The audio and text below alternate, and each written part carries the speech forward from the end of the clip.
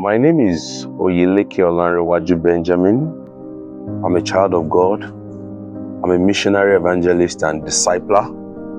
And by the grace of God, I'm the set man of Project Save International Ministries, a mission force or mission agency that has been into winning souls and discipling souls among unreached, or let me say newly reached people. By the grace of God, the ministry started in 2011. That was after my NYSC. It started December. Then after service, I was just asking the Lord what next for me, because during service, I served as the president of Nigeria Christian Corpus Fellowship Delta State as the state president. So I was in ministry full-time all through the service year, and I knew that it would not end there. So I began to ask the Lord what He wanted me to do. Sometimes in October of 2011, the Lord led me to start an outreach. Then I was resident at Oshodi, Lagos.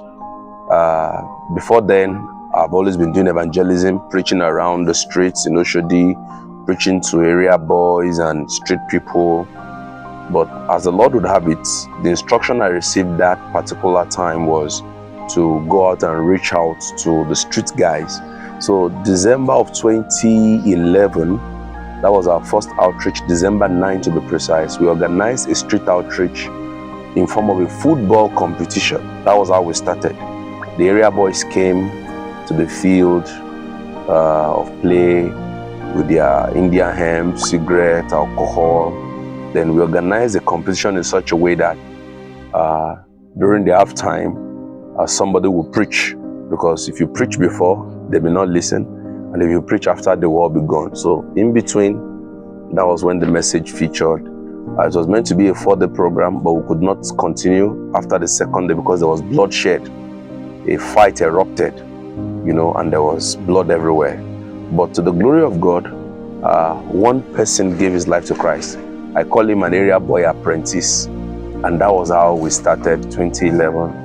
And in 2012, after that time, in 2011, I have not really fully understood what God was saying or what He wanted me to do, but I knew it was more of a field ministry. So 2011 ended, and I felt, look, maybe God just wanted me to do this one time and then I go rest. So I started masters in University of Lagos. While I was doing my masters, I have a brother, a brother I met in service here, who also served in NCCF but in another state. He then told me that God told him to leave Nigeria for Chad Republic as a missionary. For about 15 months, I was challenged, because I and this brother, we both applied to work in NNPC that year. But hearing him say that he was abandoning all to face the work of mission became a challenge for me. And at that time, when I knew that he could not sustain, or he didn't have a means of sustenance in the field, I decided to start mobilizing support for him. Little did I know that I myself would be a missionary, full-fledged, going from one mission field to the other. So, in a nutshell, that's just how we started. From the time we started mobilizing support for him, gradually the Lord began to point our attention to the mission field where the unreached are. And then from there the ministry started, and we thank God for where we are today. By the grace of God, I'm married. I'm a husband of one wife, never to remarry. By the grace of God, we have 3 children, 2 boys, Zion, Zuriel, and a girl, Zara. That's how our family is. My wife, Sister Fola Oyeleke, she's been very supportive. We met in service here during NYSC. Actually, she was my sister's coordinator while I was the president of the fellowship. So just as it is. The Lord did it.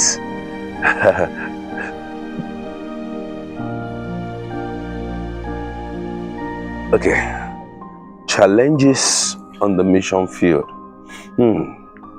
Well, there are several challenges, and I think let's start with the challenges on the mission field itself. The first challenge is challenge of acceptance by the people. Okay, God is sending you to a people, especially across culture, people you don't know or people that don't know you. There's always a resistance at first, because they don't know what you want to offer. Sometimes the relationship comes with a lot of suspicion. Are you getting the point? But as the Lord would help, gradually they accept you, they accept your ministry, and then the relationship becomes cordial. So the challenge of acceptance then, and I think under that challenge of acceptance, not just accepting you, also accepting the message, especially if you find yourself in a setting that is probably ATR or say Islamic. These are two major religious blocks that one experiences on the mission field. Say, for example, the ATR people would not really accept your message unless they see a display of power, while our brothers from the other faith would not accept you unless you can really prove beyond doubt that truly Jesus saves and that he saves eternally. So for them, it's more of an ideological issue because of what their faith teaches about Jesus, about salvation, about Trinity, and all of that. So it's an ideological issue for them.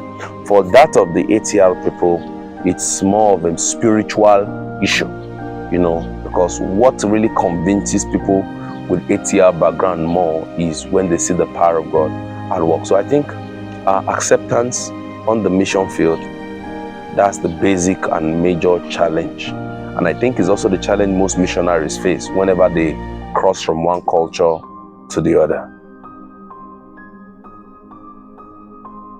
Talking about some of the things the Lord has done, because it is the Lord that did them, not us. I remember vividly a woman in Ghana. She's Mrs. Mary by name. I was just preaching, in one of the outreaches, and she informed the resident missionary that she would love to surrender our idols, and not just our idols, our charms, and a whole shrine. In her house, she has a whole shrine, a room dedicated to just idolatry, a shrine in her house. She gave her life to Jesus, and the next day, we were in that house to pull down all the totems in the shrine. We dug out the ones that were buried and we set them ablaze. I also remember that in that same outreach, I didn't even know that miracle happened. Just normal praying for the people. A lady was on crutches, a stick. And the next day I saw her in church coming to give testimonies, to the glory of God for what the Lord has done. And of course, in several of our outreaches, we've seen massive salvation of souls, people coming to the Lord, people who on a normal day people would not have thought that they would come to Jesus.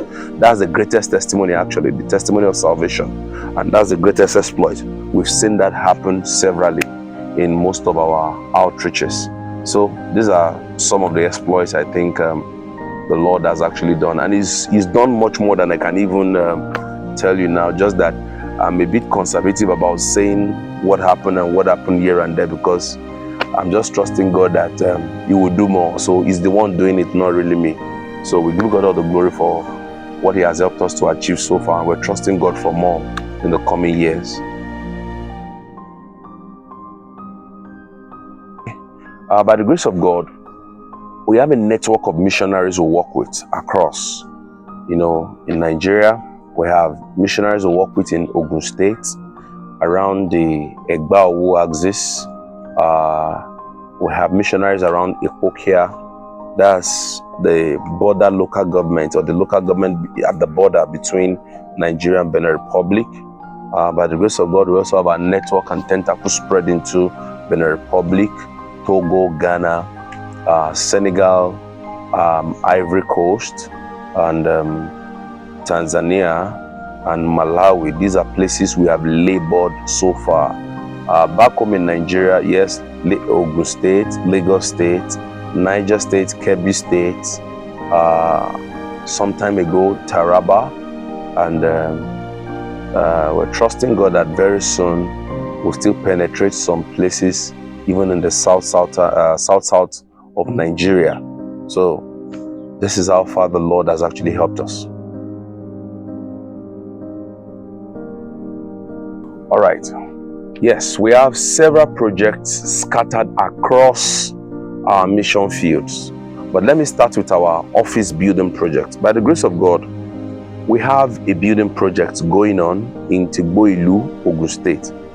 That will be our office base, our launch pad. Now, in that project, it's not just an office complex. We're building an event hall, a Christian event hall. There, we're also building blocks of classrooms for our proposed Bible school. We're trusting God that in the nearest years, we're going to have a mission-driven theological seminary. A seminary to train pastors, to train evangelists, to train missionaries. But that seminary will be mission-driven. So we have that project ongoing. That project is on the 2 plots of land somewhere in Tigboilu, Ogun State. And we're trusting God for about 100 million naira to complete the project, fix all that needs to be fixed, and then kickstart the work. That's office project. Now, across the mission fields, we have several churches that are yet unbuilt.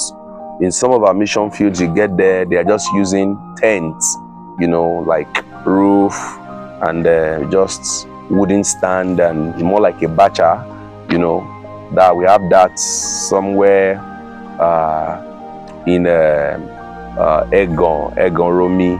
Then around Egon Romi axis, we have churches that are yet to be built on the mission field. Then if we go to the north, we have a lot of our churches that were even affected by banditry. Some time ago in the north, that's somewhere in around Teshan Palele, we're building a mission school, but the project could not go on because of banditry. The bandits invaded the village, and even the missionaries, they ran out. As it is now, calm is being restored, but it's quite a bit hard to say one wants to do something very, very loud, because of the security situation in that axis. But in some other fields, like in Togo, for example, we're trusting God to build a mission house, for the missionary. Recently, a land was paid for in Togo, but we're yet to pay the balance, and we're trusting God to build that mission house. Then in Togo as well, there's a vision to start a mission-based hospital among the Kotokoli people. The Kotokoli people are the largest Islamic tribe in Togo. They are also in Ghana. Then moving to Ghana, in some of our mission fields there, our missionary there is running a school, but the building is already dilapidated, and we're trusting God to do some reconstruction work on that building. Also, we're trusting God to finish the mission house project among the Berefo people. In fact, among the Berefo people in Ghana, we have about more than 5 to 6 church projects that we want to embark on, because some of those churches were built with mud, and some fell apart, and some don't even have a church building. They still meet under the tree, but we have a land, So we have projects scattered all over. In Tanzania, we're trusting God to build a vocational center. God actually helped us in Tanzania through the missionary working there, Pastor Dio, to complete a church project. But we're trusting God to help him set up a vocational center. Actually, this is a bait to bring in people, all right, to be discipled. We're just doing that as a bait to draw people. Then in Ivory Coast, we're trusting God for a mission house building for the missionary there, and we're also trusting God to finish a church project there somewhere in the Ivory Coast. The projects are just numerous, and I want to believe that anyone the Lord is actually touching to be part of this can as well reach out to us. We'll put the cards on ground, and the person will select that which the Lord is leading him to do. So that's what I can say about that. Then also, aside building, we have a discipleship manual. Okay, I think I need to say this. This one is a recurring project. We have a discipleship manual we intend to give missionaries across the world, not just the missionaries in our network, but missionaries across the world. Now, the discipleship manual contains basic Christian teachings, fundamental teachings of the Bible that can be used to raise new converts from babyhood to maturity. Presently, we've printed 2,000 copies. Yoruba, English, French, and Hausa language. Very soon, we're trusting God to print the Arabic version of that same book and move them into Sudan and some other places where they speak and read Arabic. Next year, we're trusting God to print the Swahili version of that same book, because we're trusting God to hold a discipleship conference meeting for pastors and missionaries in Tanzania and Kenya next year. And we'll be giving out this book as a tool for discipleship, because you see, in missions, the major assignment is discipleship. And don't forget that discipleship is lifelong. I'm being discipled. I want to believe as a believer you are being discipled. But you see, to be discipled, there is a need for quality, balanced scriptural teaching. So what that tool will serve is to, make clear the basic fundamental teachings of the Bible. And we're trusting God that before the Lord comes, before Jesus comes, this book will be in the hands of every missionary all over the world, even in Southeast Asia, among the Arabs. And then we trust God to raise a people for himself that are rapturable. Personal challenges. I'll still say that sometimes it's actually the challenge of people believing in you. It's even getting better anyway. You see, when I started, to a number of persons, I appeared to them as not knowing what I want to do with my life. Maybe I should give you this background story. By the grace of God, I made a first class in the university. And, when you come out of school with that kind of grade, families, friends, and people, even classmates, colleagues who knows who knew about your grade and all that, they see you as somebody with a promising future. But you see, when you now come to say, what you want to do with your life is ministry, believe me, at that point in time, to so many, some see it as being confused, some see it as, he doesn't want to take advantage of opportunities. In fact, I remember there was a time, I was seeking for a job. Was it a job? Yeah, I think. Okay, no. I think I was seeking a job.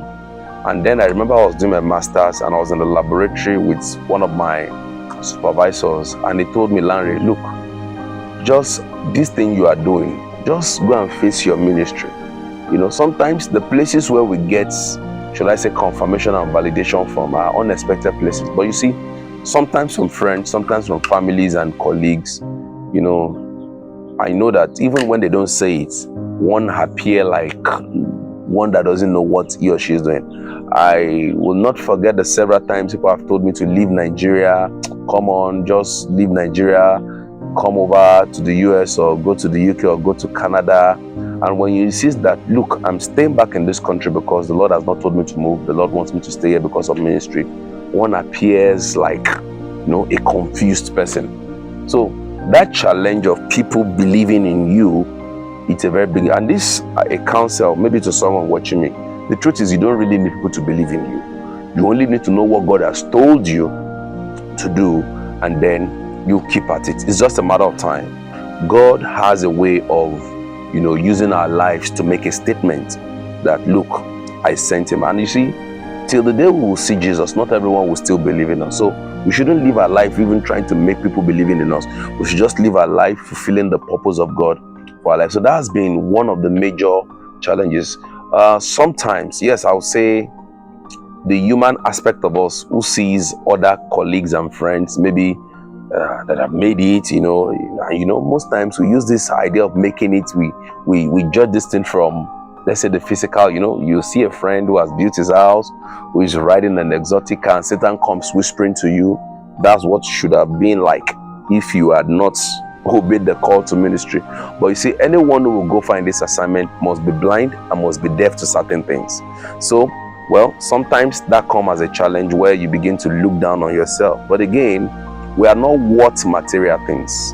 You see, what we are worth is something that is not quantifiable, and it takes the precious blood of Jesus to die for us. So that blood alone is not something that you can put a price tag on, and serving the Lord is not something we can measure in terms of human parameters. So these are the things that keep me going. Another challenge, sometimes I'll say, maybe the challenge of finances, especially in the early days of ministry. In the early days, oh God, it was rough that sometimes before the end of the month is as if there is nothing. And when we started having children, especially our firstborn, those days things were very, very, very tough. I mean, very, very tough. Even sometimes I remember those days we borrow money just to keep things running. And I remember those days God used a few persons just to be of little help here and there. Things are getting better anyway, but sometimes those challenges come when you need money to do something, and you just look at your purse and you see that, well, I don't have this, but this is what I desire. So that has actually taught me to trust God and to look up to him. And you know what? God has never failed. He has never failed. So these are just a few out of numerous challenges, personal challenges that I think I've faced or I'm facing so far on the job. All right, so this particular axis, this is the Egbaowo axis, and by the grace of God, we have missionaries working here. Now, the challenge I see with this place, number one, let's talk about from, let's say, the manpower, challenge of manpower. For instance, we have about 2 to 3 missionaries covering about more than 5, 6, 7 fields. Right here, we have the challenge of manpower. The people on ground, the numbers are not enough to cover the work of discipleship in this axis. So the challenge of spirit, let me use the word spiritual manpower. That's number one challenge. Number two is the challenge of mobility. So you see, this axis where we are presently is very large. Moving from one end to the other requires at least a motorbike. Now, in time past, where our motorbikes that we use here have been stolen because there's a lot of robbery activity going on here. Mostly they steal motorbikes. I think we've experienced that twice. New motorbikes bought that were stolen, and we had to resort into buying fairly used. And as I speak to you, even the fairly used motorbikes are giving us problems. So right here on this field, for now at least, we need about 4 brand new motorbikes, 4 brand new, that will help the local and resident missionaries to move from one end to the other. Now, the kind of mission work we do here is more of discipleship, basically discipleship, not really church planting. Because if we're going to church planting, just as I said earlier, we'll have problem with who pastors the church. But we still have churches where people can walk to and be fed. But the basic thing that we see as need here is the need to disciple people after winning them. And the way our missionaries have been doing that is they have days in the week that they go to meet the people and disciple them. I started with Ajade village. In Ajade village, some time ago, I started coming to Ajade village on Tuesdays, for discipleship meeting. After a while, the resident missionary continued, and by the grace of God, our discipleship manual that we publish has also been given to them so that they can use it as a tool in other mission fields around here where the Lord has actually given us open door. So the challenge of mobility is a challenge. Number 3 is a challenge of support, financial support. For instance, we have a church that we are trying to build in Ajibode. All right, the chief gave us a land, and I remember that it was after an outreach like this that the chief saw our coming, what the Lord has done, and he said, we'll give you a land to build a church. Up till now, the church has not been built, though a little work has been done. So we're trusting God to finish that church. We're trusting God to also get us a pastor there. So you see, the way the geography of this place is like, you see, that Ajibode axis, the church that we're trusting God to plant there, will serve as the church for other villages around there. For example, the church here serves for the villages around. That's the church in Ajade here. Loti is close by, Bangba is close by, other villages around here. This is like a central church for them. The one in Ogbere also serves some villages around there. So what we're trusting God to do is, this one is built, the one of Ogbere is built, the one of Ajibode, once it is built, it will serve as the church that takes care of people in that geographical location. So during the week, we do discipleship work in those villages, but for Sunday meetings, everybody comes to the church. I don't know if you understand what I'm trying to say, because it's practically impossible to build churches in all the villages because there's nobody to really pastor them. So the strategy now is that we have churches in strategic locations where, after our missionaries, do their discipleship work, which is an ongoing work anyway, the central churches in these 3 locations I've mentioned will be the church that serves the people. So the challenge of support for the church, also the challenge of support for our missionaries themselves. I mean, their personal welfare. Now, let me say this to whoever might be listening. We don't have salaries we pay to missionaries, despite the fact that they are laboring for us. Basically, they've been on what I call the goodwill of people. But you see, while we appreciate the little they are getting from, people here and there, which sometimes is not even regular, is occasional, we're trusting God that we're going to have people who will adopt them and place them on a permanent support. Now, let me give you a portrait of how most of these our missionaries are living. You see, if you give a missionary 10,000 naira, you will be shocked that out of that 10,000 naira, 6,000 naira will be spent on some of the people he's ministering to. For instance, our missionary, who is the coordinator here, is based in Wasimi, but he has works going on in Ogbere and some other villages. Personally, he has children whose school fees he is paying, yet himself is trusting God even to pay the fees of his own children. I don't know if you understand what I'm trying to say.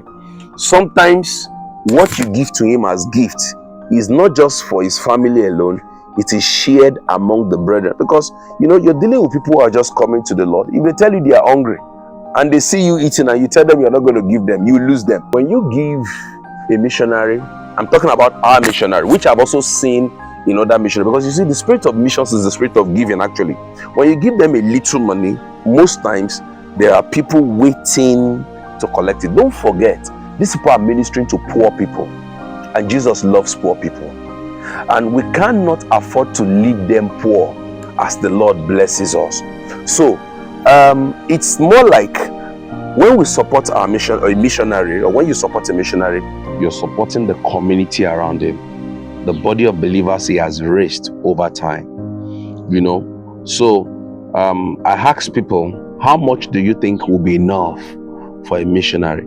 Because sometimes they even house people, they give accommodation to people who are in need of accommodation, even on the mission field. There's something about a missionary, especially one in the rural area. Everybody sees him as someone who would not just meet their spiritual need, but someone who will also help them to meet their physical or financial needs. So sending a missionary to the field and not supporting him adequately is like doing what David did to Uriah in the Bible. You know what David did to Uriah? David sent Uriah to the battlefield. He told Joab to put him in the place where the battle is fiercest, and he said, withdraw from him. So you send a missionary to the field and you're not giving adequate support. It's like putting him, right there at the mouth of lion for lion to devour, because the support he needs to be able to defend himself. Don't forget the Bible called money. Money is a defense, So, when you withdraw support or you're not giving that support, plus him and the work, it may not last. So, the challenge of support for our missionaries here is a very, very major one. So as I said earlier, we're trusting God to have people who will place them on monthly support. We're trusting God for people who will put their children in good school. They won't need to take their children away from them, but they'll put their children in a good school around and, continue to pay their fees. And then we're trusting God to help get them good accommodation. I think that every missionary working among local people deserves his own house, even if it's just a small 2-bedroom house, well furnished, with light, with generator and all of that. Because also paying rents in a place like this is not so good or so ideal. Even the kind of houses we have around there, they are not good enough for missionaries to be effective in discharging their duties. So these are some of the things I think we have as challenge right here on the mission field. Also, we're looking at setting up vocational centers here. You see, we have a growing population of young people who, after a while, when they see that they need to be economically empowered, some of them, due to maybe poverty or idleness, they take them out to the city to be used as a, house boy, house girl. We want to change that narrative, that we don't have to use poor people, the children of poor people, as house helps and what have you. We can empower them so that they also break the cycle of poverty. And there are 2 ways we can do that. They can either learn a skill, that is vocation, or they go to school. There are brilliant ones among them, but they are brilliant but not supported. Brilliant without help. So we also trust God to fill this gap right here on this mission field and on other mission fields as well, because the challenges most times are similar, especially in rural mission fields. So these are some of the things we're trusting God to help us achieve.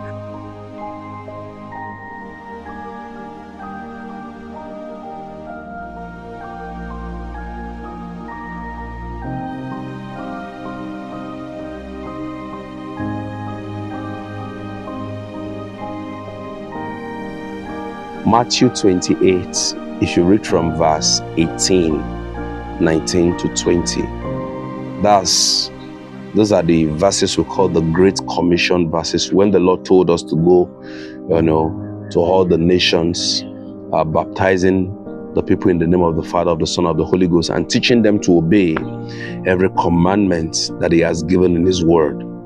So you see, mission is not just one of the assignments of the church. Missions is not just meant to be a department in the church. Rather, missions is the assignment of the church. In fact, permit me to say, is the only assignment of the church.